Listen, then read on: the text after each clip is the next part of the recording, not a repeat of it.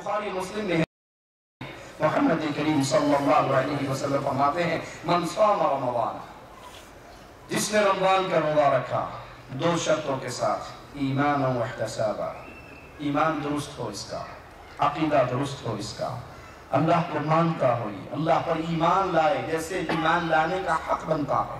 और वो हक क्या है? अल्लाह को उसकी जात में अकेला समझे। कुल हु अल्लाहु अहद। रोजा रखने से पहले रोजे की कबूलियत की शराइत प्यारे हबीब क्या बयान करते हैं? वो रमजान का रोजा रखे, हालत ईमान में हो, वो अल्लाह को एक जानता हो, अहद जानता हो, और जो ये अकीदा रखता है वही जो मुस्तवी रज़्दा खुदा होकर उधर पड़ा मदीने में मुस्तफा होकर, इसके रोजे का अल्लाह की कसम कोई फायदा नहीं।